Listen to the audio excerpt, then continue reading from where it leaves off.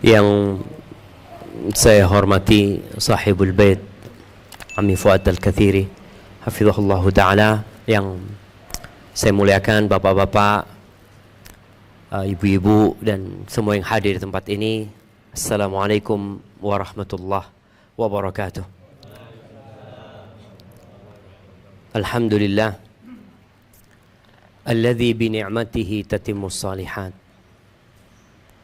Segala puji bagi Allah Jalla Jalaluh yang karena nikmatnya kebaikan-kebaikan jadi sempurna. Satu hal yang harus tertanam di jiwa kita, bahwa semua nilai-nilai baik yang dapat kita capai, semua kesuksesan dalam urusan agama dan dunia, itu murni karena karunia Allah buat kita. Bukan karena perjuangan kita, bukan karena usaha kita. Para ulama menyebutkan di antara buah dari beriman dengan takdir Allah itu, manusia nggak akan ujub. Hilang ujub dari dirinya. Ketika dia tahu bahwa 50.000 tahun sebelum penciptaan langit dan bumi, Allah sudah catat. Allah sudah mudahkan bagi kita. Sehingga kalau kita bisa berangkat haji, kita bisa bersedekah, kita bisa sholat malam, sejatinya itu karena takdir Allah. Yang hanya Allah lah yang pantas untuk dipuja dan dipuji.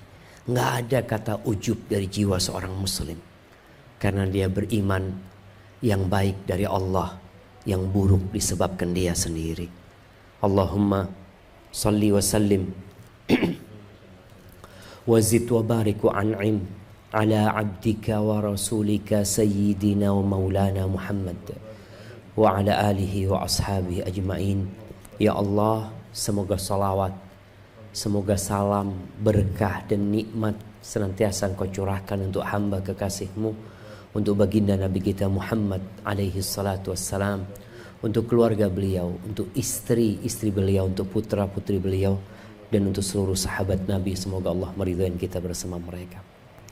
Amma ba'd. Ana tadi dengar cerita yang sebelumnya ana nggak pernah tahu gitu, bahwa ternyata ana pernah datang ke tempat ini, ke Citraland sini, dan menyebabkan ada masalah. Jadi anak terus terang, ini PR buat Ustadz ya juga, buat Ustadz tuh. Kadang kalau Ustadz datang ngisi kajian, Masya Allah jamaahnya seneng ya. Nggak tahu ketika Ustadznya pulang senep jamaah. Jadi anak mohon maaf ya. Tapi informasi itu penting agar kita bisa terus memperbaiki diri untuk menjadi lebih baik, dan supaya ya kita tahu bahwa kalau bicara surga, masuk surga itu nggak mudah. Di surat Al-Baqarah ayat 214, Allah Azza wa Jal pernah menegur para sahabatnya, sahabat-sahabat Nabi.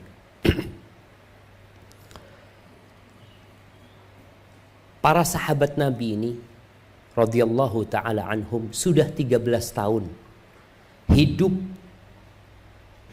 penuh dengan penindasan di kota Mekah. Sampai akhir cerita mereka harus meninggalkan kota kelahiran mereka. Yang paling parah yang mereka tinggalkan itu Ka'bah juga. Mereka meninggalkan kota Mekah, padahal itu adalah bumi yang paling Allah cintai. Bahkan Nabi kita alaihi salatu wassalam tatkala meninggalkan kota Mekah, beliau noleh waktu hijrah itu. Beliau melihat ke kota Mekah alaihi salatu wassalam sambil mengatakan, wallah, demi Allah, Allah itu tahu engkau adalah ahabbu biqa'illah ilallah. Engkau adalah bumi yang paling dicintai Allah Azza wa Jalla, dan bumi yang paling aku cintai gitu. Laula anna qaumaki akhrajuni ma kharajtu minki. Kalau bukan karena kaummu mengusirku, aku gak bakal keluar dari kota Mekah ini. Tapi beliau harus keluar. Setelah sampai kota Madinah, ya kondisi mungkin lebih nyaman di kota Madinah. Akan tetapi ternyata beliau harus bertetanggaan dengan orang-orang Yahudi. Di situ ada 3 kabilah besar. Banu Qainuqa, ada Banu Nadir, ada Banu Quraidah. Kabilah-kabilah yang besar. Beliau harus bertetanggaan dengan mereka. Tapi mau tidak mau namanya hidup bertetanggaan, ya harus ada aturan yang dibuat. Dibuatlah aturan. Namun ternyata godaan dan musibah belum berhenti. Terjadi perang Badar. Terjadi perang Uhud. 70 sahabat Nabi meninggal dunia. Nabi kita Muhammad alaihi salatu wassalam terluka, bahkan giginya patah alaihi salatu wassalam. Kemudian turun firman Allah tadi di surat Al-Baqarah ayat 214, am hasibtum an tadkhulul jannah. Apakah kalian mengira kalian dapat masuk surga? Kalian mengira kalian dengan mudahnya masuk surga? Walamma ya'tikum mathalul ladzina khalau min qablikum massathumul ba'sa wad-dharra wa zulzilu hatta yaqula ar-rasul walladzina amanu ma'ahu mata nasrullah ala inna nasrallahi qarib. Kalian mengira kalian bisa masuk surga? Jemaah, ayat ini bukan diturunkan kepada kita, bukan kepada kondisi kita sekarang, kepada para sahabat Nabi yang mereka sudah susah hidupnya. Kalau kepingin tahu susahnya hidup sahabat Nabi radhiyallahu taala anhum, sebagian sahabat itu waktu sudah hijrah, mereka kalau sholat itu pas sujud sarungnya dipegangi ya, karena sarung mereka pendek, hampir tidak menutup aurat mereka. Mereka pegangin karena takut tersingkap, terlihat auratnya dari belakang. Itu Allah turunkan ayat ini. Kalian mengira kalian bisa masuk surga, padahal kalian belum ditimpa seperti apa yang menimpa umat-umat sebelum kalian. Massathumul ba'sa. Mereka ditimpa bencana, kelaparan, kesulitan, wadharra, hal-hal yang mengganggu, menyakiti mereka. Wazulzilu, sampai keimanan mereka digoyahkan dengan berbagai ujian, jemaah. Puncaknya, finalnya itu Allah katakan hatta yaqular rasul. Sampai Rasul itu berkata sallallahu alaihi wasallam, dan orang-orang yang beriman mereka ngomong apa? Dari beratnya cobaan, mereka itu menunggu mata nasrullah. Kapan pertolongan Allah itu datang? Kapan? Bukan mereka ragu, bukan. Tapi mereka melihat kok lambat pertolongan Allah. Mereka yakin pertolongan Allah akan datang. Tapi karena panjangnya cobaan membuat mereka ingin segera pertolongan Allah itu datang. Lalu Allah katakan ala inna nasrallahi qarib. Sesungguhnya pertolongan Allah itu dekat. Jadi bicara surga ini mahal. Rasul sallallahu alaihi wasallam mengatakan ala inna sil'atallahi ghaliyah. Barang yang ditawarkan sama Allah ini mahal. Mahal. Orang kalau kepingin punya rumah di Citraland harus berapa duit yang dia keluarkan? Berapa jemaah? Ami Fuad, piro Ami Fuad? Kira-kira. Sak meter. Bisa di atas 10, 15. Allahu Akbar. Jemaah, itu kita lihat. Artinya cuma punya rumah di Surabaya, kita perlu keluar uang banyak. Kita perlu kerja keras. Gimana? Bangunannya kayak gini nih. Bangunannya dari batu bata. Bagaimana dengan surga Allah Azza wa Jal yang labinatun min dhahab wa labinatun min fiddah. Rumahnya itu, batu batanya itu emas. Ada satu surga semuanya emas. Ada satu surga semuanya perak. Berapa kita akan bayar jamaah untuk itu? Berapa? Subhanallah. Maka kalau bicara kita ingin bertetanggaan di surga Allah Azza wa Jal, wani piro jamaah. Kalau kita mau bertetanggaan sama Ami Fuad di sini, ditanya, wani piro, duit piro Ustaz? Ada tanah kosong sebelah sini. Punya fulus berapa? Bagaimana dengan surga Allah Azza wa Jalla? Yang Rasul sallallahu alaihi wasallam, ini ceritanya Sahal ibn Sa'ad As-Sa'idi radhiyallahu taala anhu, dia mengatakan syahidtu minan nabi sallallahu alaihi wasallam majlisan wasafa fihi al-jannah hatta intaha. Aku pernah hadir di satu majlis Nabi sallallahu alaihi wasallam. Nabi itu menggambarkan tentang surga sampai selesai. Beliau ceritakan begitu detailnya. Bagaimana kalau kita lihat ini rumput di sini jamaah, nanti yang ada di surga itu za'faran. Kerikil, kalau kita ngelihat orang punya rumah sekarang mereka beli batu alam ya. Batu alam yang api-api ya. Nanti al-yaqut wal la'ali, permata dan mutiara itu kerikilnya.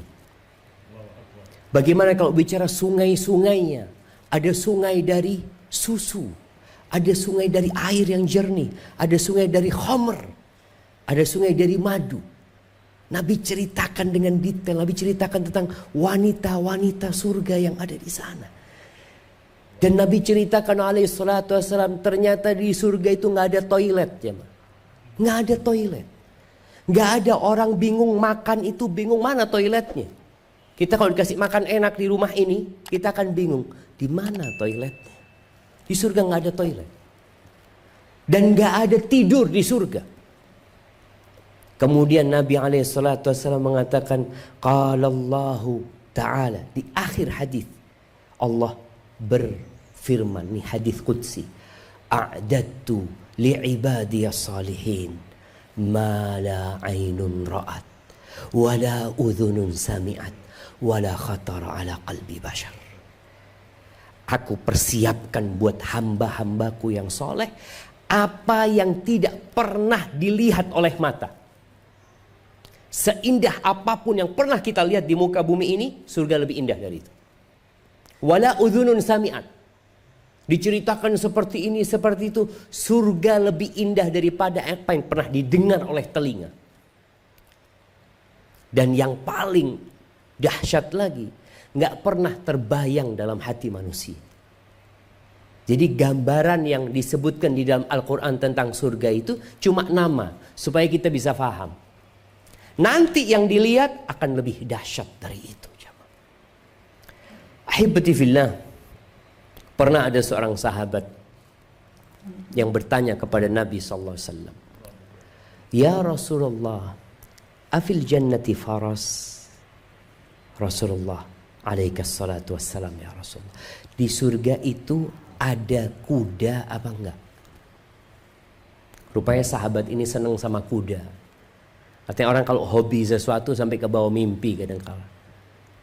Kata Nabi SAW, idza udkhiltal jannah, kalau engkau dimasukkan ke surga, utita bi farasin min yaqutatin hamra lahu janahan. Kalau engkau masuk surga, akan didatangkan kepadamu seekor kuda dari permata merah, memiliki dua sayap. Yatiru bika haitsu syi'ta. Engkau akan terbang dengan kuda itu kemanapun engkau mau. Kayak gitu surga jemaah. Subhanallah. Apa yang perlu kita lakukan? Laki-laki ini fitnah terbesarnya adalah wanita. Betul bapak-bapak. Masih wis tuwek-tuwek ya. Masih tergoda dengan wanita. Makanya perintah untuk menundukkan pandangan itu sampai tua. Bukan kalau sudah tua nggak apa-apa, ngelihat nggak ada. Tetap diperintahkan untuk menundukkan pandangan. Rasul sallallahu alaihi wasallam ketika beliau mensifati perempuan surga, beliau mengatakan alaihi salatu wasallam, lau anna imra'atan min nisa'il jannah, kalau ada seorang bidadari dari surga itu, ittala'at ilal ardi, melongo ngelihat ke bumi ini, la adha'at ma bainahuma, timur barat itu terang jemaah.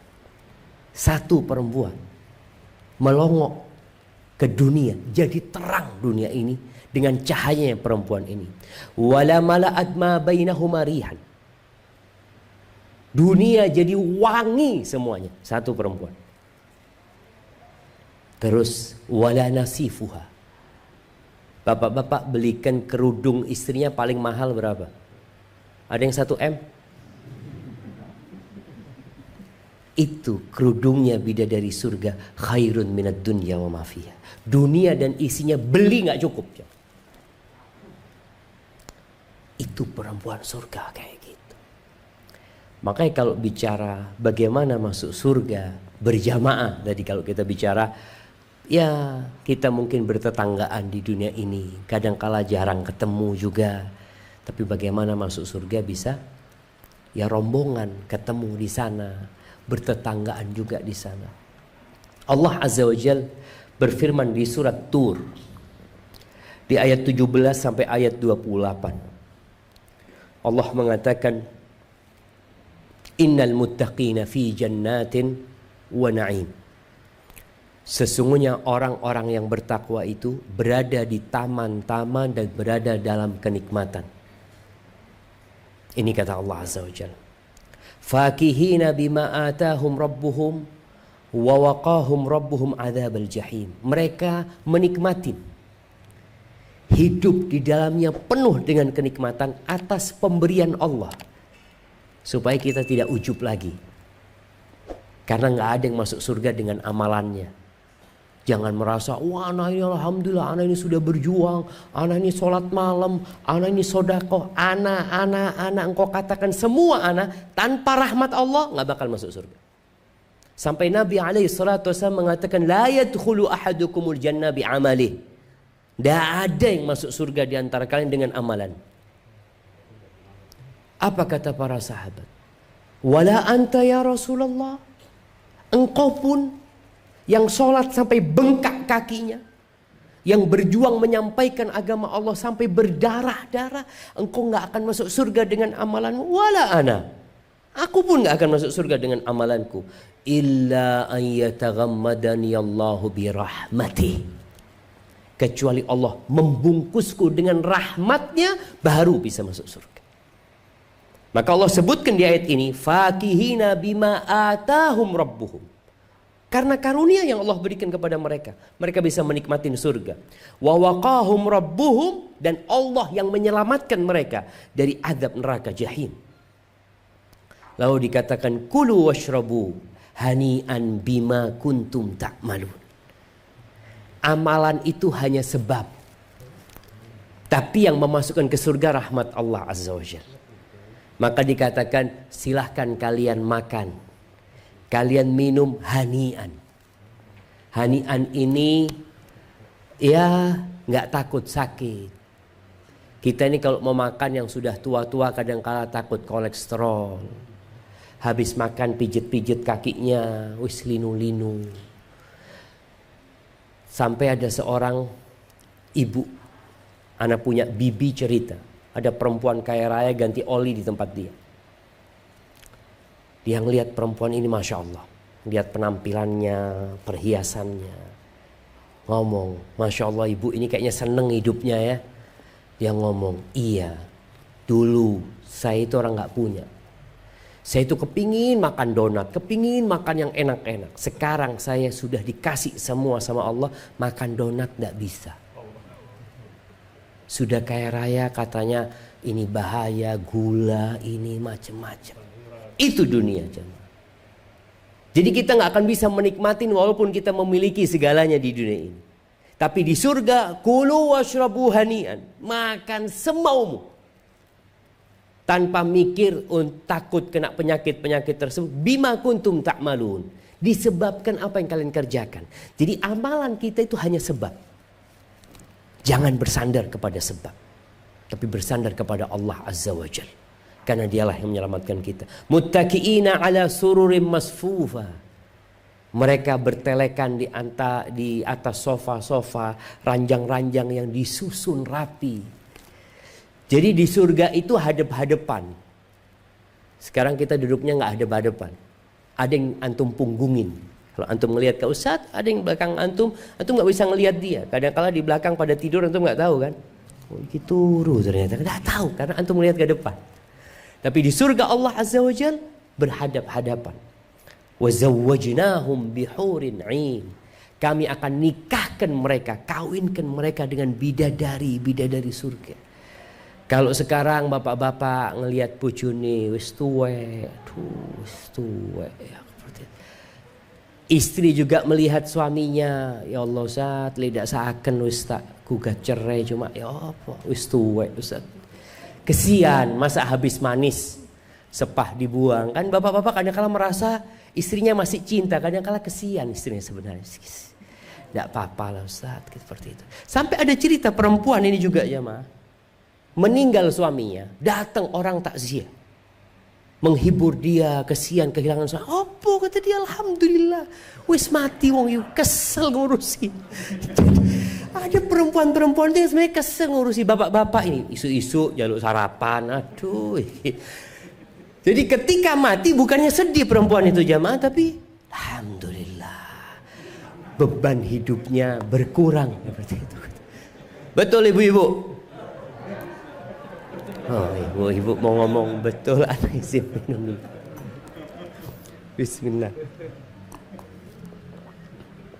Iya benar loh jam. Makanya di dunia itu kayak gitu. Tapi di surga hur 'ain. Semua akan merasakan kebahagiaan dan kenikmatan. Bidadari itu mutahharah, nggak ada ceritanya bidadari datang bulan. Nggak ada ceritanya bidadari kesel, capek, nggak ada. Makanya penghuni surga itu fi syughulin fakihun. Mereka hidup nikmat bersama istri-istri mereka. Sampai kadangkala penghuni surga lagi duduk-duduk ya Ma. Ini supaya kita tahu apa yang harus kita bayar kalau kita mau itu. Datang sahabat, datang awan. Mereka lagi ngobrol-ngobrol. Awan itu tanya, "Madza tuhibbuna an numtirakum?" Kalian minta hujan apa? Minta hujan apa? Ya semua minta macam-macam. Minta ini, minta itu macam-macam. Sampai mereka minta amtirina hur'ain. Hujani bidadari kata dia. Dijatuhkan bidadari itu. Allahu Akbar. Iku di surga. Kalau di sini Yami Fuad dari bawah minta hujan bidadari di Sawat-Watu. Itu di surga nanti jamaah. Kita minta bidadari di surga.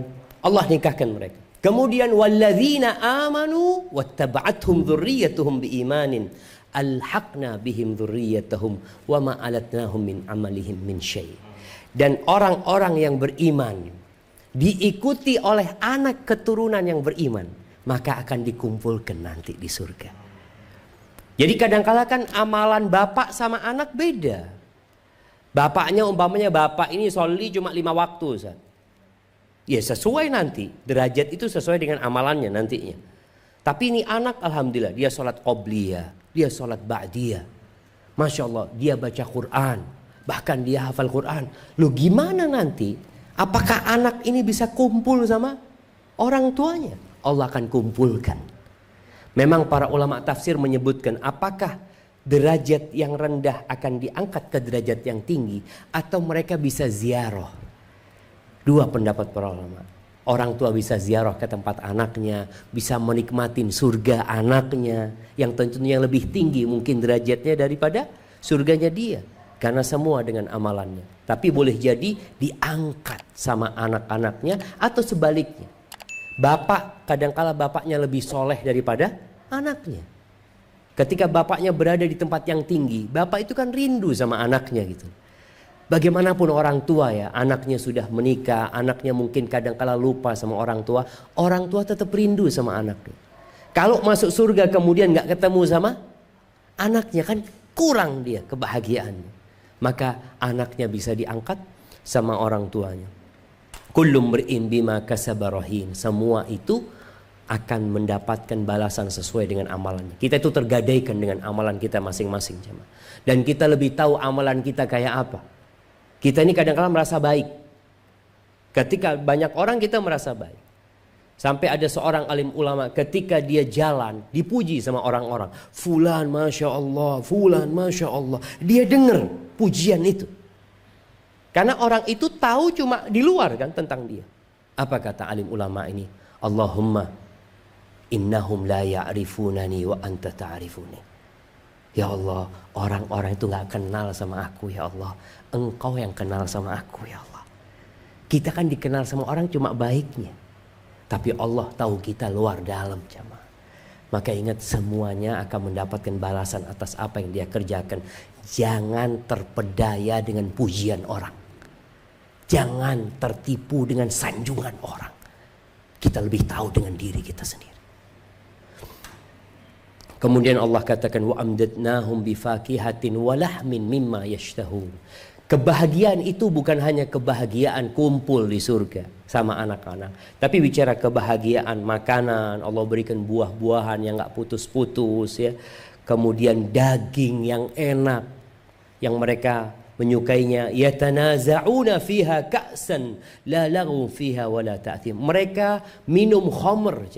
Jadi di surga itu minuman mereka khamr. Dikasihkan mereka gelas-gelas yang berisi khamr ladzatin lisyaribin, yang enak diminum. Dan subhanallah, gelasnya, Anda kalau baca ayat ini bicara tentang gelas di surga itu, Allah sebutkan qawarira min fiddatin. Jadi gelas di surga itu dari perak tapi tembus pandang. Perak tembus pandang. Jadi kalau jatuh nggak pecah gitu loh. Orang kan sekarang kalau perak besi ya udah nggak tembus pandang. Ini qawarira min fiddatin qaddaruha taqdir. Mereka gelasnya itu semaunya mereka. Kita kalau gelas segini kan ya isinya segini. Kalau kita mau banyak, gelasnya jadi besar. Kita mau sedikit, gelasnya jadi kecil. Sesuai dengan yang mereka inginkan. Surga Allah Azza wa Jalla. Dan tidak membuat pusing. Khamr di sana tidak membuat pusing, tidak membuat mabuk. Wa yatufu alaihim ghilmanun lahum ka'annahum lu'lu'um maknun. Itu yang namanya anak-anak, bocah-bocah keliling di antara mereka, membawakan gelas, membawakan minuman, seperti mutiara-mutiara yang bertebaran di surga Allah Azza wa Jalla. Ini yang akan kita baca nih, berkaitan dengan kehidupan kita di dunia. Mereka ngobrol, penghuni surga itu setelah mereka menikmati, wa aqbala ba'duhum ala ba'din yatasaalu. Mereka saling tanya, awakmu kok iso mlebu surga? Ya apa ceritanya? Terjadi obrolan itu. Karena biasanya obrolan tentang kesuksesan itu menyenangkan hati. Ketika antum cerita, iya ana dulu Ustaz, ana itu sempat jadi kuli, sempat ini, sempat itu membuat kita jadi senang. Alhamdulillah sekarang itu sudah seperti ini kemudahan dari Allah. Itu terjadi di surga. Mereka akan saling bertanya tentang kisah mereka. Antum apa yang antum kerjakan gitu, sehingga Allah kasih rahmat sama antum ini apa? Apa kata mereka? Qalu inna kunna qablu fi ahlina musyfiqin. Kita dulu waktu hidup di dunia itu hidup dalam ketakutan. Dalam urusan keluarga kita, anak-anak kita, kita takut masuk neraka. Ternyata rasa takut inilah yang menyelamatkan jamaah. Orang itu kalau dikatakan ini ada banjir bandang sedang menuju ke rumah ini, kalau pemilik rumah ini nggak takut, dia nggak pindah. Oh enggak ada. Ketika datang, maka binasa semuanya. Tapi kalau percaya, bener loh, no banjir loh. Ya bismillah, siap-siap, pindah. Itu yang terjadi dengan penghuni surga. Di dunia mereka takut dengan azab Allah Azza wa Jalla. Yakin bahwa akan melewati neraka jahanam. Bagaimana orang tua ketika nyebrang di jalan? Nyebrang di jalan, dia bawa anak yang masih umur 5 tahun, yang satu umur 3 tahun, yang satu umur 7 tahun, yang satu lagi umur 10 tahun. Dia nyebrang jalan tol yang padat sekali. Apa yang dilakukan orang tua? Nah, pegang ono abah, nak. Pegangnya abah, nak. Jangan jalan kecuali abah jalan, nak. Karena takut gitu. Sama Harin yang ngomong, pegangan anak yang satu itu, pegang, kita bareng-bareng loh. Kenapa ini bahaya? Tapi kadangkala orang tua nggak pernah takut dengan neraka. Dia biasa aja dengan anak-anaknya. Padahal penghuni surga mengatakan, inna kunna qablu fi ahlina musyfiqin. Takut kita gitu loh. Karena neraka itu benar-benar ada. Nggak ada satupun yang akan masuk surga kecuali melewati neraka. Sampai para nabi pun semua akan melewati sirat yang berada di atas neraka jahanam. Itu sudah keputusan Allah. Allah Azza wa Jalla mengatakan, wa in minkum illa wariduha. Satupun dari kalian semuanya pasti melewati neraka jahanam. Maka penghuni surga ini ketika di dunia takut. Rasa takut ini yang membuat mereka famannallahu alaina. Kemudian Allah memberikan karunia kepada kami. Bayangkan, penghuni surga tidak mengatakan aku, saya, kami. Lah. Sampai di surga pun mereka mengatakan famannallahu alaina. Allah yang kasih sama kami. Allah yang memberikan karunia kepada kami. Wa waqana adzabas samum. Allah yang menyelamatkan kami dari api neraka. Mereka tidak bicara amalan, mereka tidak bicara perjuangan. Sampai dalam cerita mereka semuanya adalah pujian buat Allah Azza wa Jalla. Karena tanpa Allah kita bukan apa-apa. Inna kunna min qablu nad'u. Kata mereka, kita di dunia dulu selalu minta sama Allah. Selalu mohon sama Allah Subhanahu wa taala. Innahu huwar barrur rahim. Allah itu maha baik. Allah itu maha pengasih. Maka ahibati fillah, apakah kita punya rasa takut itu kepada Allah SWT? Atau kita belum takut sama Allah? Alhamdulillah kita bisa kumpul berjamaah di tempat ini. Apa sih yang mendorong kita untuk meninggalkan rumah kita, melangkahkan kaki ke tempat ini? Sebagian kita mungkin memiliki niat juang yang kuat untuk menegakkan agama Allah Azza wa Jalla. Dia memiliki ambisi yang dahsyat untuk benar-benar meraih surga Allah Azza wa Jalla. Tapi tolong jaga niatnya. Harus ikhlas lillahi ta'ala. Karena semua kebaikan yang kita usahakan, semua perjuangan yang kita lakukan tanpa ada keikhlasan ditolak sama Allah Azza wa Jalla. Kita semua alhamdulillah belajar udah jemaah. Syarat diterimanya amalan itu dua. Yang pertama ikhlas. Yang kedua sesuai dengan sunnah Nabi SAW. Terkadang kita ini kalau sudah ngaji fokus di pada yang kedua. Sesuai dengan sunnah, sesuai dengan tuntunan. Iya, tapi nggak ada gunanya loh. Kalau engkau sesuai dengan sunnah, sesuai dengan tuntunan, tapi nggak ikhlas lillahi ta'ala. Dua syarat ini menjadi syarat utama. Nggak bisa dipisahkan satu sama lainnya. Faman kana yarju liqa'a rabbih falya'mal amalan salihan wala yusyrik bi'ibadati rabbih ahada. Beramal soleh, tapi jangan sampai menyekutukan Allah Azza wa Jalla. Jangan sampai ada kesyirikan. Coba kita renungkan orang yang pertama kali menjadi koreknya api neraka. Ini hadis membuat Abu Hurairah pingsan 3 kali ketika mau menyampaikan. Hadis diriwayatkan oleh Imam Muslim dan Imam Tirmidzi. Beliau alaihissalatu wassalam mengatakan awwalu man tusa'ar bihin nar yaumal qiyamah. Yang akan menjadi korek api neraka pada hari kiamat itu 3. Dan kalau dilihat 3 orang ini semuanya orang soleh. Semuanya orang yang bertakwa kepada Allah Azza wa Jalla. Semua orang yang ahli ibadah. Nggak ada yang pencuri, nggak ada yang perampok, nggak ada yang pengganggu. Nggak ada. Yang pertama adalah alimun wa qari'ul Quran. Orang yang alim. Ustadz, korek api neraka itu ustadz. Orang yang pandai membaca Al-Quranul Karim. Orang ini akan disidang pada hari kiamat. Ditanya tentang nikmat-nikmat yang pernah Allah berikan kepada dia. Apa kata orang ini? Naam ya Allah, semua engkau berikan kepada aku nikmat-nikmat itu. Dia mengakui. Tidak ada satupun nikmat yang dia sanggah. Lalu Allah bertanya satu pertanyaan. Mada amilta biha? Engkau gunakan buat apa nikmat-nikmat yang aku berikan kepadamu. Apa kata Ustadz ini? Ta'allamtu fika wa 'allamtun nas wa qara'tu fika al-Qur'an. Aku belajar ya Allah. Aku ngaji untuk mengharapkan keridhaan darimu. Dan aku mengajarkan kepada umat manusia. Aku membaca Al-Quran untuk mendapatkan keridhaanmu ya Allah. Lillahi ta'ala. Siapa yang gak bisa ngomong lillahi ta'ala? Semua bisa. Lalu apa kata Allah Azza wa Jal? Kadzabta. Allah itu alim bidzatis sudur. Tahu dengan apa yang terbetik di hati kita. Allah mengatakan kadzabta. Bohong. Dusta. Innama ta'allamta liyuqala alim. Engkau belajar supaya dapat gelar alim. Engkau baca Quran, menghafalkan Quran supaya dapat gelar qari, hafid, waqad qil. Dan engkau sudah dapatkan itu di dunia.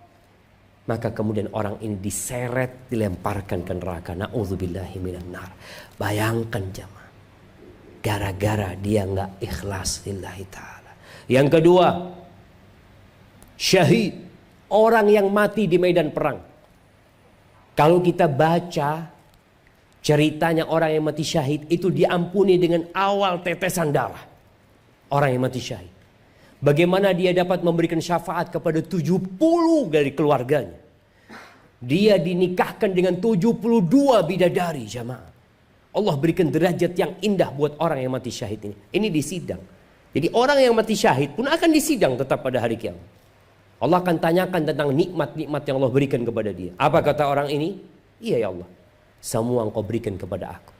Allah kembali bertanya. Madza amilta biha? Engkau buat apa nikmat-nikmat yang aku berikan kepadamu? Jawab orang ini. Qataltu fik hatta stushhidtu. Aku berjuang di jalanmu sampai aku tewas mati syahid. Apa kata Allah? Kadzabta. Bohong engkau. Dusta engkau. Qatalta liyuqala jari. Engkau berjuang hanya ingin mendapatkan sebutan seorang pahlawan, seorang pembela kebenaran, seorang pemberani. Itu yang menjadi niatmu ketika engkau berjuang. Dan engkau sudah mendapatkan itu. Engkau mungkin dimakamkan di makam pahlawan. Mungkin ditulis dalam sejarah fulan, fulan, fulan. Tapi di hadapan Allah, Allah tahu dengan isi hati kita. Maka orang ini dilemparkan ke neraka.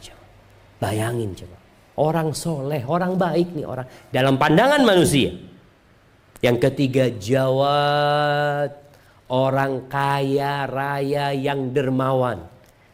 Kita kalau ngelihat orang pelit, kita nggak suka. Ya, orang bakhil itu dibenci sama Allah Azza wa Jalla.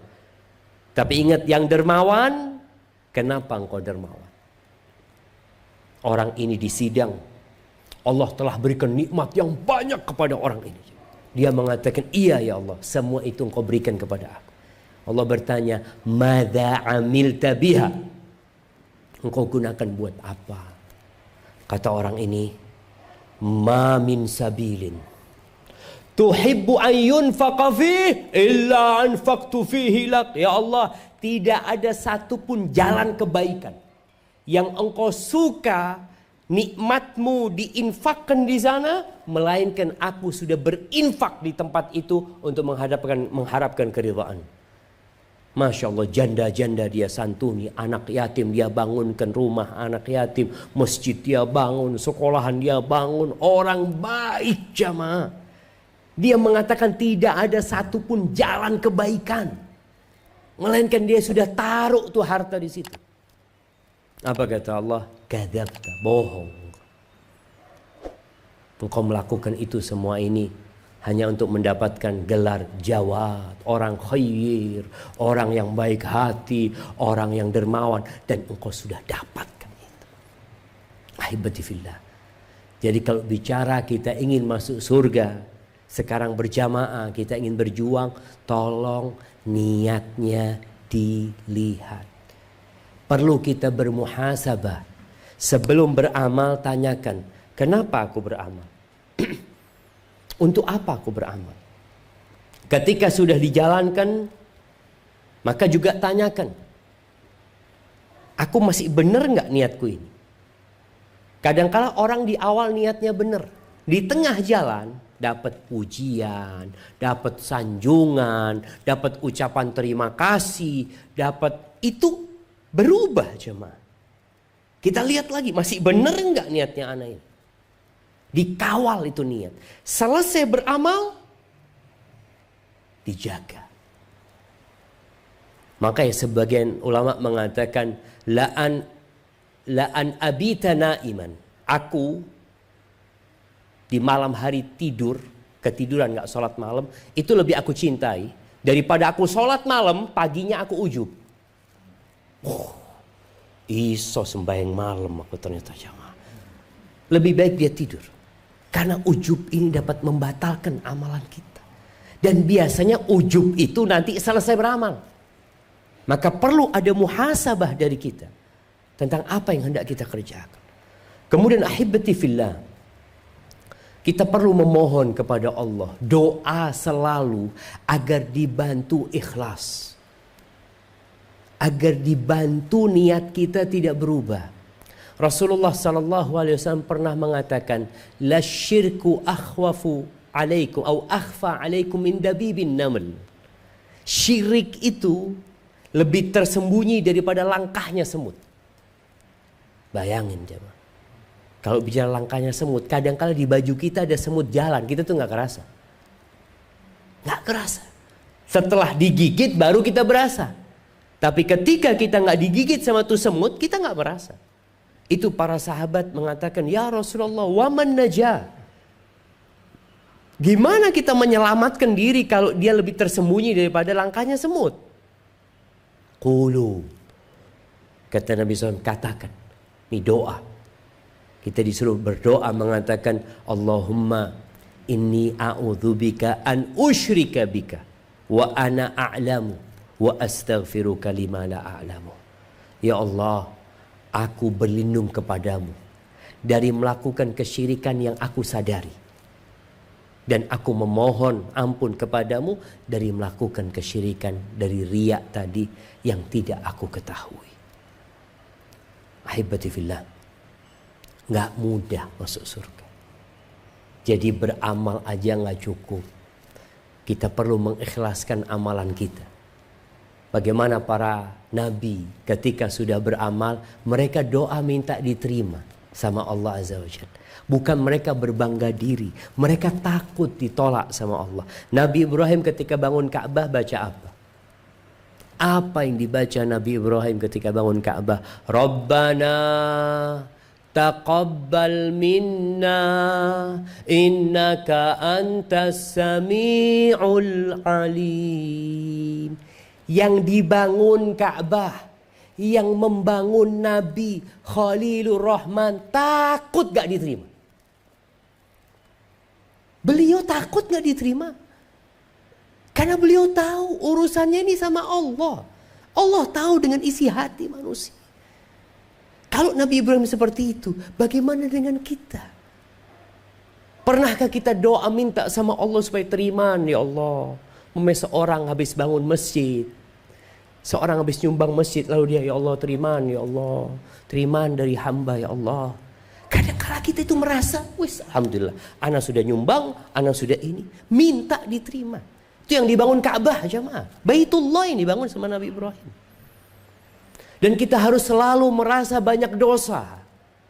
Kita lihat bagaimana Nabi kita Muhammad alaihi salatu wassalam, setelah 23 tahun kira-kira beliau berjuang,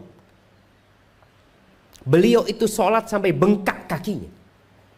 Bayangin, beliau ditanya, ya Rasulullah, qad ghafarallahu laka ma taqaddama min dzambika wa ma ta'akhkhar. Ya Rasulullah, dosa-dosamu sudah diampuni loh semuanya. Yang dulu sama yang akan datang selesai sudah gitu loh. Kenapa engkau harus sampai bengkak-bengkak sholat kayak gitu? Apa kata Nabi SAW? Afala akun abdan syakur. Apakah tidak pantas aku menjadi hamba yang bersyukur? Kalau kita berpikir Nabi itu syukur karena apa? Rumahnya besar. Bayangkan 13 tahun berdakwah, tersiksa, sampai diusir. Kemudian ketika perang Uhud pamannya meninggal dunia, beliau terluka. Betapa seringnya beliau masuk ke rumahnya, nggak ada makanan di rumah Nabi SAW. Nggak ada makanan. Beliau sering puasa karena nggak ada makanan. Ketika beliau mau meninggal dunia, sakit parah Nabi SAW. Sampai ada yang mengatakan, syukurnya Nabi itu nikmat yang mana gitu loh jemaah. Yang mana jemaah? Ada kalau dibandingkan nikmat yang kita rasakan sekarang dengan nikmat yang dirasakan Nabi SAW dari urusan dunia ini, jauh lebih banyak yang kita rasakan jemaah. Tapi apakah sampai bengkak kita sholatnya? Kadangkala kita telat-telat sholatnya sebagian orang. Nabi sampai bengkak. Beliau benar-benar mensyukuri setiap detik dari waktu beliau dalam ketaatan kepada Allah Azza wa Jalla. Beliau mensyukuri nikmat keimanan, nikmat ketakwaan yang Allah berikan.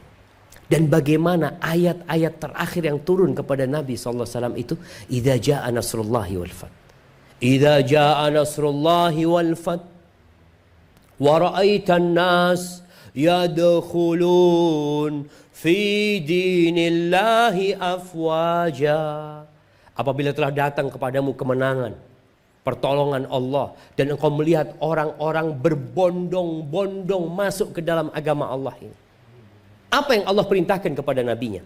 Fasabbih bihamdi rabbika wastaghfir. Disuruh minta ampun sama Allah Nabi. Bayangin jemaah. Disuruh bertasbih, menyucikan Allah, memuji Allah supaya hilang semua perasaan ujub. Oh ini perjuanganku, ini hilang semuanya. Wastaghfir, minta ampun sama Allah. Minta ampun. Nabi disuruh minta ampun sama Allah Azza wa Jalla. Innahu kana tawwaba. Sejak turunnya ayat ini, kata Aisyah radhiyallahu taala anha, Nabi alaihi salatu wassalam kalau ruku dan sujud membaca subhanakallahumma wa bihamdika Allahumma ighfirli. Subhanakallahumma wa bihamdika Allahumma ighfirli. Minta ampun jemaah. Ini pelajaran penting buat kita yang sudah beramal, yang mungkin di akhir hayatnya kadang-kala dia merasa alhamdulillah ana sudah banyak berbuat ini itu. Fasabbih bihamdi rabbika wastaghfir. Ya lu ampun bi Allah, sucikan Allah, puji Allah. Tanpa pertolongan Allah nggak akan bisa. Maka ahibati fillah, penghuni surga, mereka kerjanya di malam hari itu bangun malam. Kata Allah, kanu qalilan minal laili ma yahja'un. Mereka kalau malam hari sedikit tidur, salat mereka. Wabil ashari hum yastaghfirun. Bayangkan full dia salat malam, di waktu sahur dia itu istighfar. Minta ampun jemaah. Inilah rahasia kenapa selesai sholat kita itu langsung astagfirullah. Loh, aneh ini bukan habis berbuat dosa loh. Bukan habis berbuat maksiat. Tapi kok langsung astagfirullah, astagfirullah, astagfirullah. Itulah hamba yang penuh dengan kekurangan. Dia merasa ini taufik dari Allah. Dan dia tahu sholatnya pun penuh dengan kekurangan. Sehingga di waktu sahur selesai beribadah, mereka bersih-bersih diri. Supaya mereka terhindar dari riya, terhindar dari ujub, terhindar dari berbagai macam pemikiran-pemikiran yang membuat dia bangga dengan amalannya. Barakallahu fiik. Mungkin itu yang dapat Anda sampaikan. Kita masuk ke sesi tanya jawab. Ana persilahkan. Nah, fadhal ustazana. Baik. Sampai speechless ya. Ini ibu di belakang tadi sudah ada yang chatting Ustaz. Oh, chatting. Iya. Minta jadwal Ustaz untuk Zoom. Tapi spesial hanya untuk ibu-ibu. Oh, Masya Allah. Karena taklimnya untuk muslimah.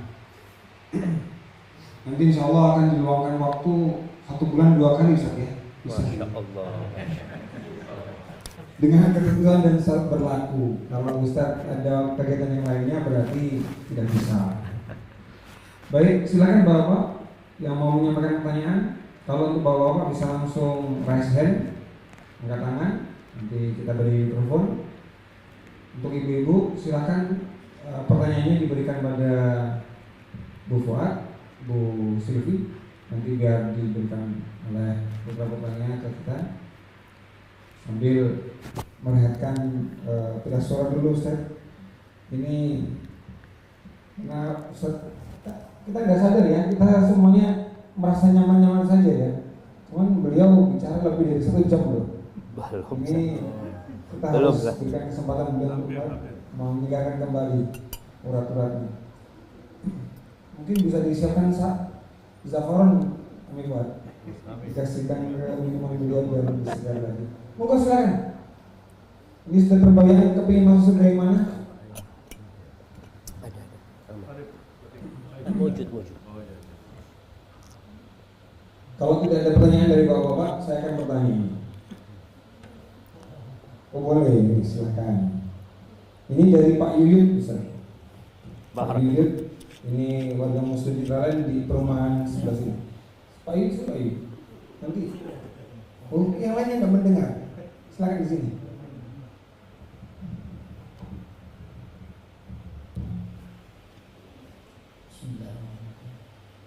Assalamualaikum warahmatullahi wabarakatuh. Waalaikumsalam warahmatullahi wabarakatuh.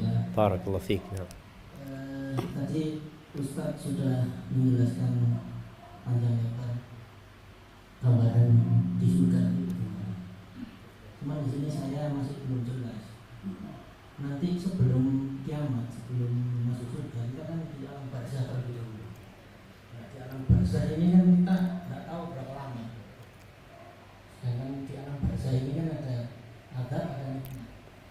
Bagaimana gambaran kehidupan di alam barzah ini? Kalau kita diberikan nikmat ataupun azab itu. Subhanallah. Nah. Terima kasih sebenarnya Ustaz. Assalamualaikum warahmatullahi wabarakatuh. Waalaikumsalam warahmatullahi wabarakatuh. Sahih jamaah. Jadi Uthman bin Affan pernah dia berada di pinggiran kuburan, lalu dia meneteskan air mata. Ada yang bertanya kepada Uthman, "Tabki? Engkau nangis karena melihat ini, sedangkan disebutkan surga dan neraka engkau nggak nangis," gitu loh. Kata Uthman bin Affan mengatakan, "Sami'tu Rasulullah sallallahu alaihi wasallam yaqul, al-qabru awwalu manzilin min manazilil akhirah." Rasulullah sallallahu alaihi wasallam bersabda, kuburan itu adalah awal persinggahan ke akhirat. Kalau di tempat itu ringan, yang selanjutnya akan ringan insyaallah. Hidup kita di dunia, di atas dunia sama di atas bumi dengan di perut bumi itu lebih banyak di perut bumi.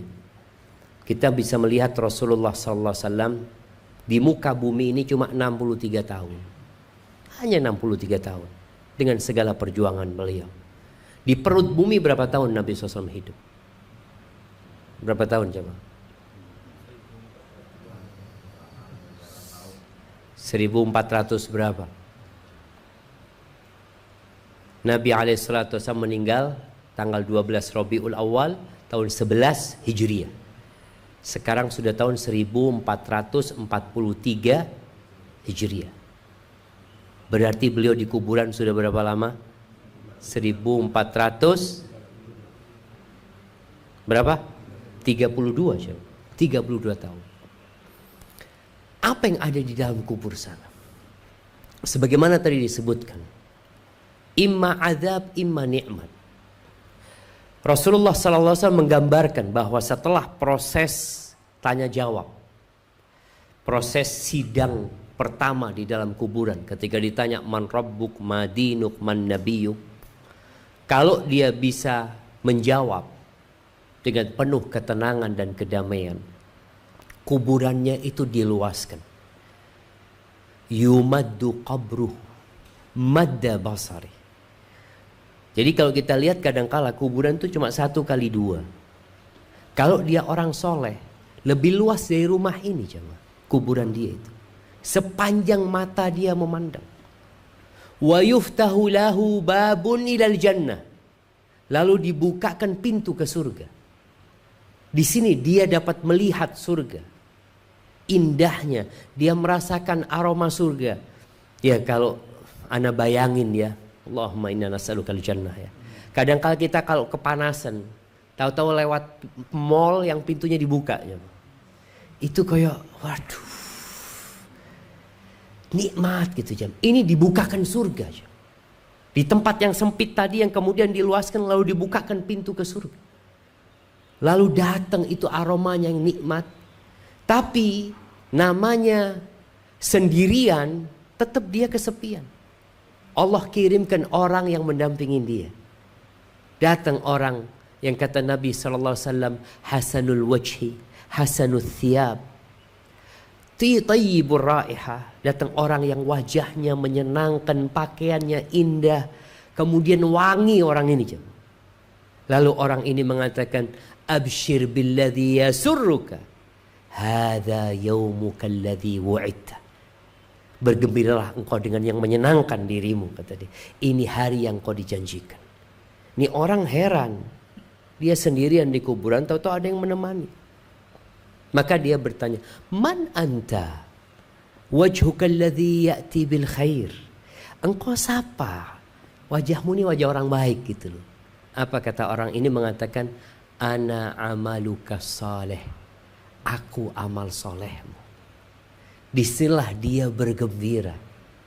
Dia ingin kemudian mengatakan kepingin berangkat ke keluarganya. Dia ingin kiamat segera terjadi supaya dia bisa masuk surga.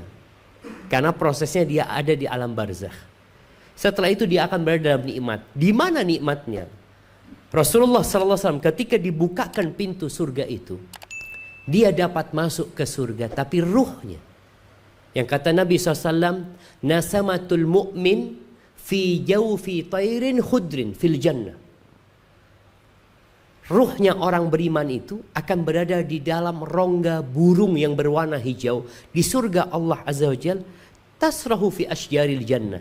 Dia akan berterbangan di pohon-pohon surga. Itu kenikmatan yang Allah berikan kepada dia. Adapun ruhnya orang yang mati syahid, orang yang mati syahid, ruhnya itu lain lagi. Sama berada di rongganya burung yang berwarna hijau, tasrahu fil jannah haitsu tasha. Tapi kalau orang mati syahid, ruhnya itu bisa berterbangan dimanapun dia berada. Kemudian nanti dia akan berhenti atau istirahat di gantungan-gantungan yang ada di bawah arsy Allah Azza wa Jalla. Itu orang yang mati syahid. Tapi kalau punya utang nggak bisa. Nih hutang. Kita suka membaca hadis bahwasanya orang yang punya hutang nggak masuk surga. Tertahan dia dengan hutangnya sampai dilunasin. Itu beberapa kenikmatan yang diceritakan oleh Rasulullah SAW tentang yang berada di alam barzakh nantinya. Sampai kapan? Ya sampai kiamat mereka menikmatin hal itu. Makanya jangan sampai kita sibuk dengan yang 60 tahun, 70 tahun. Sedangkan yang beribu-ribu tahun kadangkala kita tidak mempersiapkan. Ada seorang ustaz mengatakan kalau kepingin bangun kuburan, bangun saat turunnya mati. Bangunan kuburannya dengan amal soleh tadi ya. Mungkin seperti itu di antara nikmat surga, nikmat apa? Nikmat alam barzakh ya. Wallahu a'lam bissawab.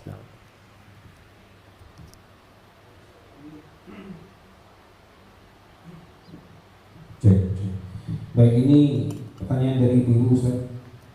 Ini baru masuk dua. Saya pilihkan yang pertama dulu, yang paling pendek. Assalamualaikum Ustaz. Bagaimana niat menjadi istri yang bisa menjadi penghuni surga? Niat menjadi istri ini niatnya. Minta niat khusus. Nah, itu. Nah, barakallahu fiik. Iya, jadi perempuan ini kata Nabi SAW banyak yang menjadi penghuni neraka. Ini menjadi perhatian para wanita ya. Bagaimana Rasulullah SAW mengatakan uritun nar, ditampakkan kepada neraka, fa idza aktsaru ahlihan nisa. Ternyata kebanyakan penghuni neraka itu wanita. Apa penyebabnya? Bukan karena nggak sholat, bukan karena dia nggak puasa sunnah atau karena nggak puasa Ramadan, Tapi ternyata penyebabnya perempuan ini boleh jadi menjaga hablum minallah. Dia wanita yang taat sama Allah Azza wa Jal. Dia pandai sholat malam. Dia pandai membaca Al-Quranul Karim. Cuma dia punya masalah sama suaminya. Yakfurnal ashir wa yakfurnal ihsan. Kufur sama suaminya. Kufur sama kebaikan-kebaikan suaminya. Mengingkari kebaikan suaminya. Sampai Nabi SAW membuat sebuah gambaran ya. Lau ahsanta ila ihdahunna dahra. Kalau engkau berbuat baik kepada istrimu setahun, berbuat baik sama dia. Kemudian dia melihat engkau melakukan kesalahan, perempuan ini mengatakan ma ra'aitu minka khairan qat. Aku melihat atau aku tidak pernah melihat engkau berbuat kebaikan sedikit. Maka hendaklah perempuan sadar dia punya sifat buruk yang harus diperbaiki. Kalau bicara niat, apa niatnya? Ya niat bagaimana masuk surga bersama suami. Bagaimana berkhidmat kepada suami. Innamal a'malu binniyat. Ada perempuan-perempuan yang mungkin ya sudah sama suaminya, ya Ustaz ana sama suami ini udah capek sebenarnya. Ada suami yang temperamen, yang suka marah, ini itu. Tapi ana bertahan ya karena anak-anak kadang-kala. Ya sudah, niatkan berkhidmat kepada suami dengan harapan masuk surga Allah Azza wa Jalla. Cuma hal ini tolong jangan diremehkan. Ada perempuan-perempuan yang merasa sudah baik dengan amal solehnya, tapi lupa bahwa dia pernah menyakiti suaminya, pernah mungkin dia melakukan hal-hal yang menyebabkan suaminya tidak ridho sama dia. Barakallahu fiik. Mungkin seperti itu. Wallahu a'lam bishawab. Ada yang angkat tangan di belakang itu, Ustaz. Ayo ya, kita ke bawah dulu. Soalnya ini pertanyaan kedua dari ibu ini panjang, Ustaz. Masya Allah, curhat rupanya.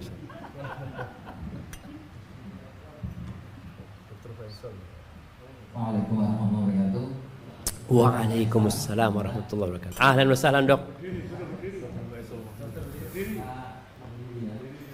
Ya, separuh berdiri dokter soalnya barusan. Tafadhol dok.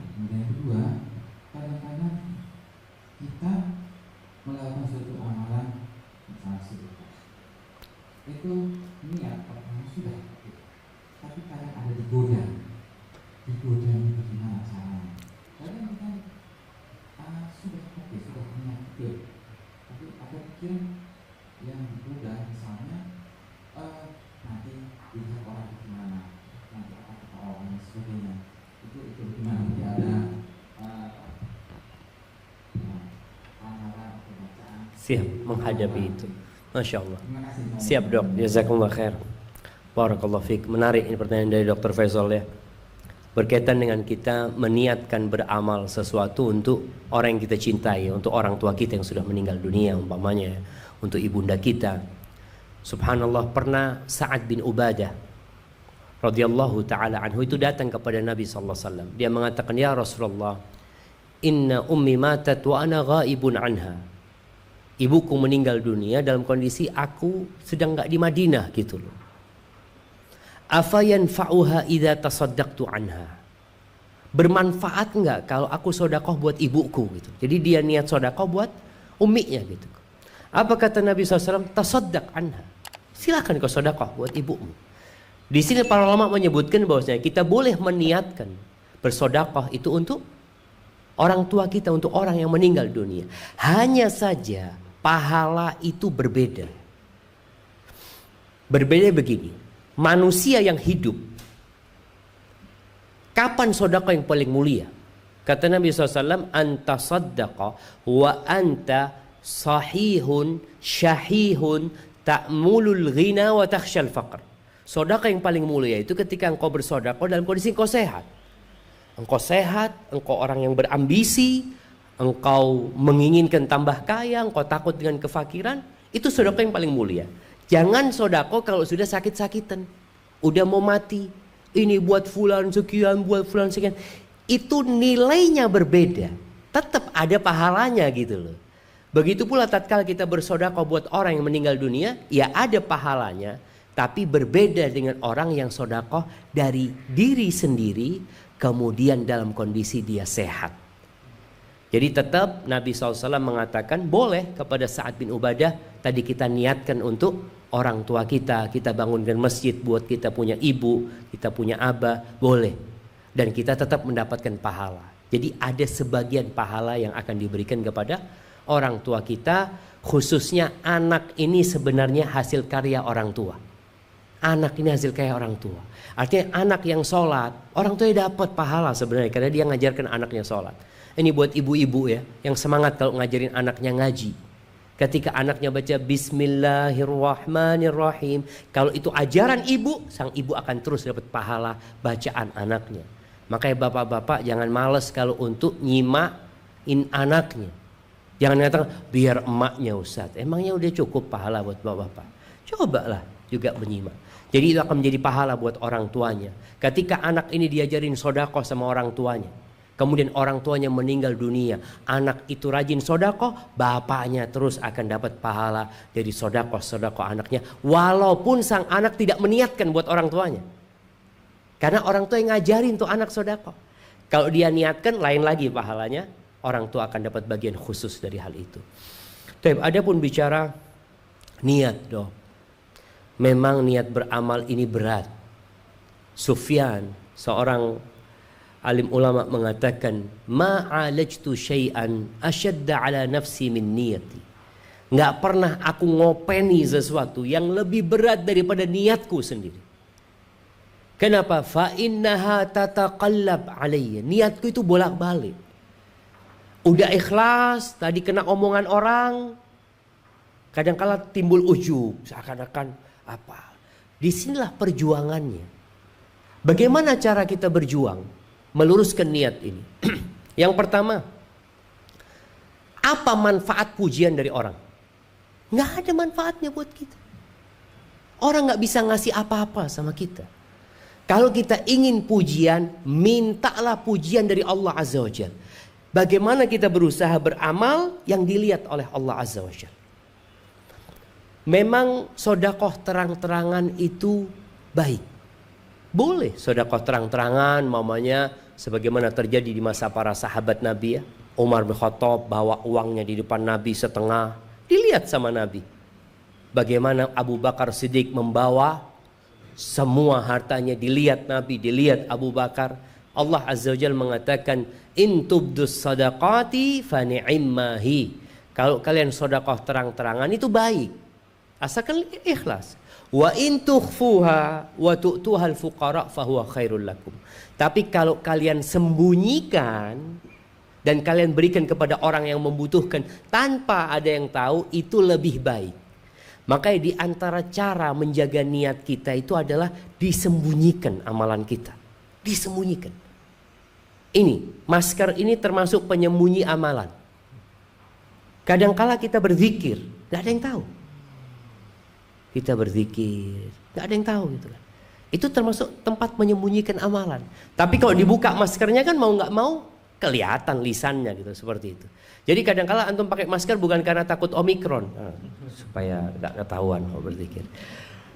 Jadi akhirnya temennya ngomong, oh fulan niki maskeran wiritan rupanya kan. Jadi akhirnya ketahuan juga dia. Jadi intinya bagaimana kita menyembunyikan. Ini termasuk menutupin celah setan. Karena kalau terang-terangan masih ada celah bagi setan untuk membisik-bisikkan. Maka berusaha kita punya amalan yang tersembunyi. Kemudian kalau kita beramal terang-terangan lillahi ta'ala, gimana kalau bisikan itu datang? Doa. Tadi doa yang diajarkan Nabi SAW. Allahumma inni a'udzubika an usyrika bika wa ana a'lamu. Ya Allah, aku berlindung kepadamu dari melakukan kesyirikan yang aku sadari, yang aku tahu. Wa astaghfiruka lima la a'lamu. Dan aku memohon ampun kepadamu yang aku nggak tahu ya Allah, yang aku nggak sadar. Terus berdoa dan usahakan kita ini tatkala sendirian, kita itu benar-benar beribadah kepada Allah. Yang punya dosa sendirian, tolong lakukan ketaatan sendirian. Sebagai penebusan dosa yang dilakukan sendirian. Karena jangan sampai kita punya dosa sendirian, ketaatan kita di depan orang. Boleh jadi berbuat dosa ketika sendirian, ketaatan karena ingin dilihat orang lagi. Maka kita berusaha untuk memiliki amalan-amalan yang tersembunyi tadi. Dan juga ada doa para sahabat Nabi ya. Di antara yang mereka baca, Allahumma ij'al amali kullahu salihan. Ya Allah, jadikan semua amalku itu amal saleh. Waj'alhu liwajhika khalisan. Jadikan semuanya hanya untukmu ya Allah. Wala taj'al li ahadin fihi syai'an. Jangan jadikan ada yang lainnya dalam amalan itu ya Allah. Perlu kita terus berdoa minta tolong sama Allah Azza wa Jalla. Barakallahu fiik. Nah. Baik, ini soal terakhir, pertanyaan terakhir, maaf, bukan soal. Pertanyaan terakhir, Ustaz. Selanjutnya nanti kita akan meneruskan dengan sambutan dari Pak Joko dan Pak Hadi. Ini seperti saya sampaikan, pertanyaannya panjang seperti cerpen. Saya akan coba untuk meringkasnya, Ustaz. Assalamualaikum Ustaz. Anda ingin bertanya, apa yang harus saya lakukan terhadap ibu? Beliau seringkali menyuruh saya untuk tidak mengikuti syariat. Sebagai contoh, beliau menganjurkan tidak usah menikah. Tidak usah apa? Tidak usah menikah. Ibunya menganjurkan tidak menikah. Masya Allah. Tapi ini cuma anjuran Ustaz, karena ternyata menikah beliau. Oh. Syariat menikah tidak berlaku bagimu, kata ibunya begitu. Urus saja orang tua. Atau ketika saya ini anak laki, anak perempuan. Bisa. Yang ini surat dari perempuan. Dari tulisannya juga perempuan. Nah. Kemudian dia menikah. Akhirnya menikah juga. Ketika sudah menikah, ibu menyalahkan ketika saya tidak mau keluar kota tanpa mahram. Jadi ketika saya tidak mau keluar kota tanpa suami, beliau marah. Beliau tidak mau, menyalahkan saya. Bahkan menyalahkan saya ketika tidak mau menurut untuk menggunakan asuransi. Beliau selalu mengatakan saya ini anak durhaka ketika saya menjalankan syariat. Ini kalau di sini mintanya mohon dijelaskan. Kalau saya tambahkan di sini, Ustaz, mohon diberikan penguatan agar terus berbakti pada orang tua. Masya Allah, Masya Allah. Subhanallah jemaah. Ya, seorang anak itu wajib berbakti sama orang tuanya. Tapi orang tua juga wajib berbuat baik kepada anak-anaknya. Makanya Umar bin Khattab radhiyallahu ta'ala anhu mengatakan, ketika ada seorang anak muda yang dia dilaporkan sama bapaknya. Anak ini anak durhaka sama bapaknya. Dipanggil sama Umar bin Khattab anak ini. Maka sang anak mengatakan, "Ya Amirul Mukminin, engkau tahu bapakku ini tidak ngajarin aku ketika aku kecil. Dia juga tidak memiliki ibu yang baik buat aku. Kemudian dia kasih nama aku Ju'al. Ju'al itu kumbang yang suka giling kotoran jemaah. Oh. Ada kumbang biasanya kotoran itu dibulatin sama dia. Itu Ju'al. Anaknya dikasih nama Ju'al sama bapaknya. Akhirnya Umar mengatakan kepada bapak-bapak itu, "Birru abna'akum, tabirrukum abna'ukum." Kalian berbuat baiklah kepada anak kalian. Anak kalian akan berbakti sama kalian gitu loh. Jadi siapa menanam, dia akan menuai gitu loh. Taib, kembali kepada pertanyaan ini. Apa yang harus dilakukan seorang anak? Ingat, anak itu wajib berbakti kepada orang tuanya walaupun orang tuanya kafir. Jadi nggak ada alasan bagi seorang anak untuk durhaka kepada orang tua karena kesalahan orang tua. Umar ketika mengatakan itu menganjurkan orang tua gitu loh, bukan melegalkan kedurhakaan anak sama orang tuanya, bukan. Tapi menyuruh orang tua supaya peduli sama anak-anak. Allah Azza wa Jalla mengatakan, "Wa in jahadaka 'ala an tusyrika bi ma laysa laka bihi 'ilmun fala tuti'huma wa sahibhuma fid dunya ma'rufa." Tuh, kalau kedua orang tuamu maksa dirimu untuk melakukan perbuatan yang dilarang Allah, yang enggak sesuai dengan syariat Allah, jangan taat. Enggak boleh taat. Tapi gimana? Wa sahibhuma fid dunya ma'rufa. Tetap menemani keduanya dengan cara yang patut. Jadi tetap berbakti sama orang tua. Pernah ada seorang yang disuruh bapaknya menceraikan istrinya. Dia datang kepada Imam Ahmad bin Hanbal. Ya Imam, bapakku ini nyuruh aku menceraikan istriku. Kata Imam Ahmad, engkau berbakti sama orang tuamu, jangan ceraikan istrimu. Jadi tetap berbakti, nggak harus menceraikan istri. Terus apa kata orang ini? Ya Imam, Umar itu pernah nyuruh anaknya menceraikan istrinya. Abdullah bin Umar disuruh menceraikan istrinya dan dia menceraikan istrinya. Lalu apa kata Umar kepada orang ini? Kata Imam Ahmad kepada orang ini, hatta yakuna abuka mithla Umar. Sampai bapakmu seperti Umar, baru engkau ceraikan. Jadi ada orang tua yang nggak benar gitu loh. Jadi tidak semua perintah orang tua itu akhirnya harus ditaatin. Ketika memang tidak bertentangan dengan perintah Allah dan tidak bertentangan dengan maslahat rumah tangga anaknya, maka dia taat. Tapi kalau sudah bertentangan, dia boleh nggak taat tapi tetap berbakti. Cara berbakti dengan cara yang lain umpamanya. Dan yang paling penting buat anak perempuan khususnya, jangan pernah nyusahkan orang tua. Anak perempuan ini biasanya ikut suami, banyak orang tahu seperti itu. Ketika engkau punya masalah, jangan cerita sama orang tua.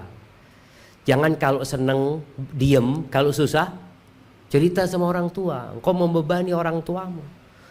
Kemudian berakhlaklah yang mulia kepada orang tua. Contohnya kalau pulang ke rumah orang tua, pijetin ibunya, sanjung ibunya, ucapkan terima kasih kepada ibu, ucapkan nasihat-nasihat ibu semua bermanfaat buat anak, makasih banyak. Ketika bicara masalah tadi disuruh ikut asuransi, ikut hal-hal yang terlarang, sampaikan kepada ibu, Bu, iya Bu, nanti anak mau belajar lagi. Kalau memang secara agama diperbolehkan, anak akan ikut ibu. Jadi merendah diri gitu loh. Bukan mengatakan sama orang tuanya, haram ibu, neraka urusannya itu. Loh, ibu ini kan nggak pernah tahu kadangkala tentang masalah itu. Yang ada dalam benak ibu itu cinta kebaikan buat anaknya. Dia ingin kebaikan buat anaknya. Ketika dia nyuruh anaknya ikut asuransi karena dia sayang sama anaknya. Maka tolong hargai rasa sayang cinta ini dengan mengatakan, ya Bu, aku akan pelajari, kalau memang diperbolehkan secara agama, aku akan ikut ibu. Nanti setelah itu datang ke ibu, Bu, aku sudah tanya, aku sudah ini. Jadi merendah di depan orang tuanya. Dengan harapan orang tuanya mau menerima hujah-hujah dia nantinya. Tapi kalau anaknya langsung sok tahu, ya ibu biasanya akan marah gitu. Barakallahu fiik. Mungkin seperti itu.